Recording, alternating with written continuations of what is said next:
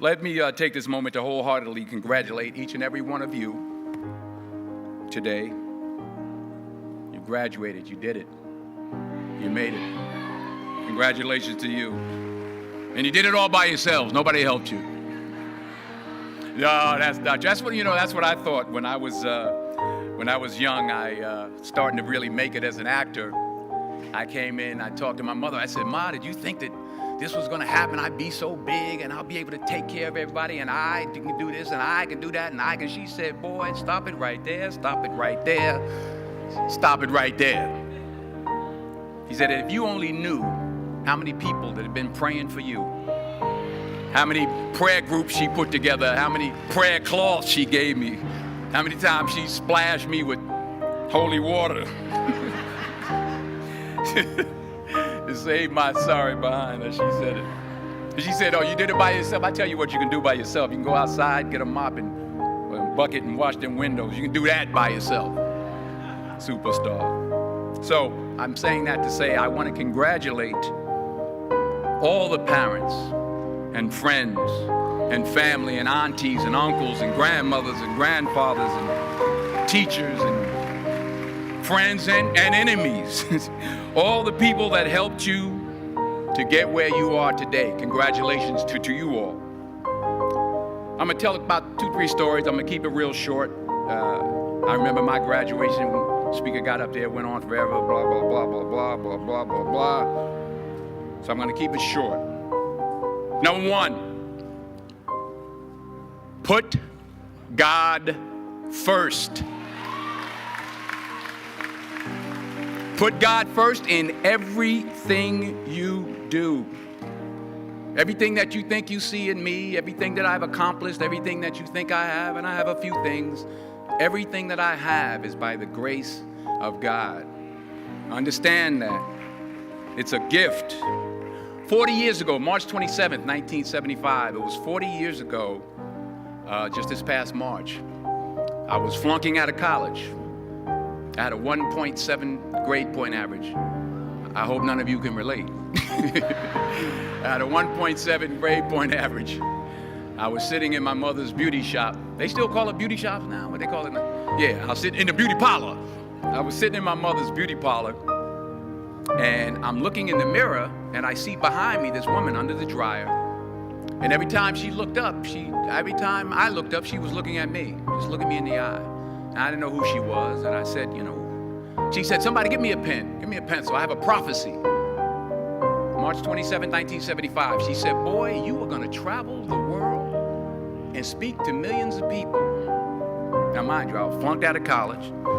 I'm thinking about joining the army. I didn't know what I was going to do, and she's telling me I'm going to travel the world and speak to millions of people. Well, I have traveled the world, and I have spoke to millions of people.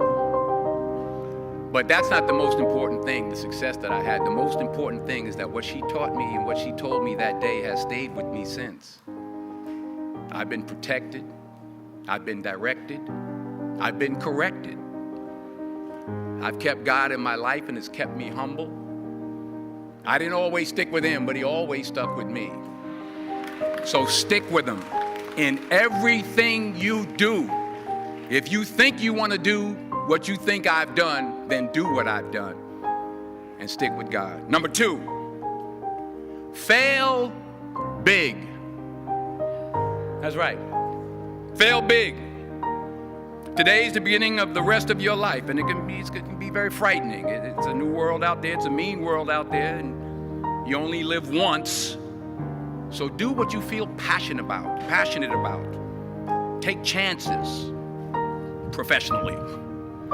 Don't be afraid to fail. There's an old IQ test, was 9 dots, and you had to draw 5 lines with a pencil within these 9 dots without lifting the pencil. The only way to do it was to go outside the box.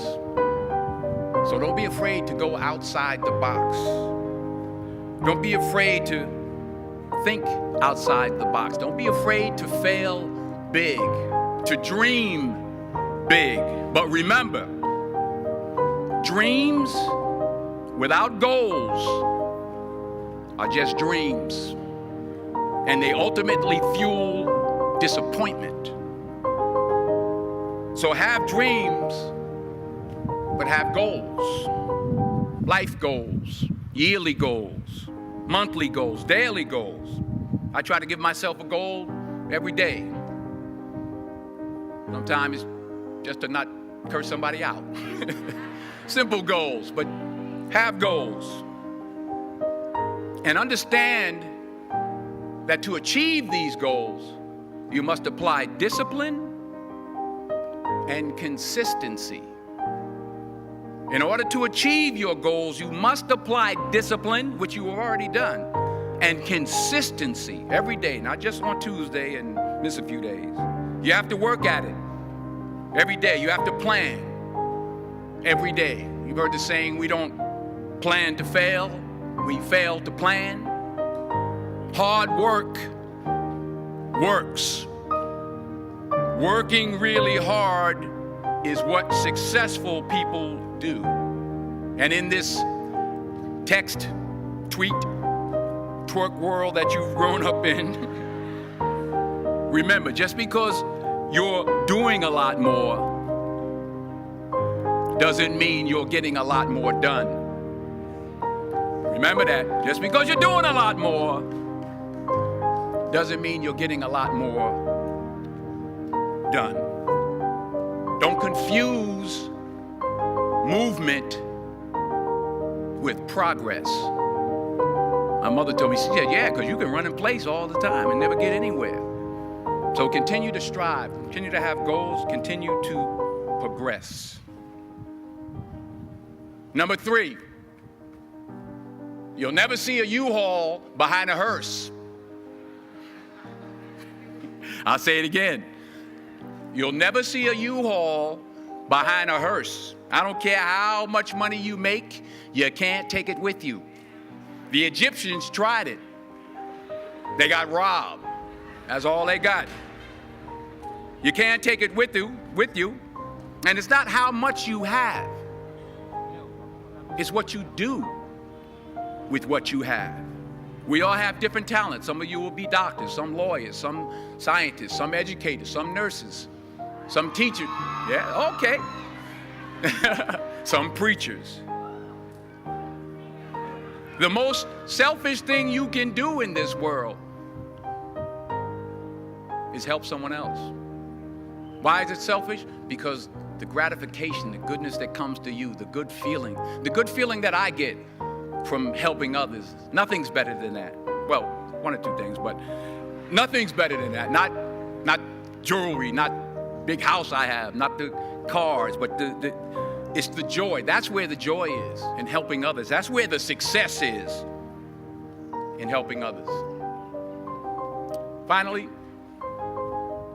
I pray that you put your slippers way under the bed tonight, so that when you wake up in the morning, you have to get on your knees to reach them.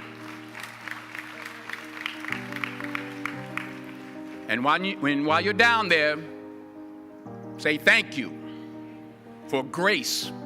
Thank you for mercy. Thank you for understanding. Thank you for wisdom. Thank you for parents. Thank you for love. Thank you for kindness. Thank you for humility. Thank you for peace. Thank you for prosperity. Say thank you in advance for what's already yours. It's how I live my life. That's why I am, one of the reasons why I am today. Say thank you in advance for what is already yours. True desire in the heart for anything good is God's proof to you, sent beforehand to indicate that it's yours already. I'll say it again.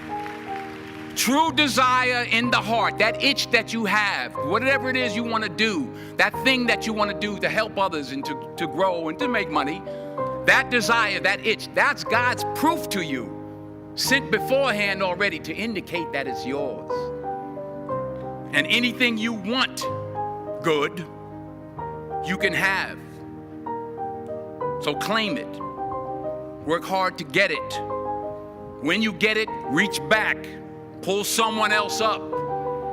Each one, teach one. Don't just aspire to make a living. Aspire to make a difference. Thank you.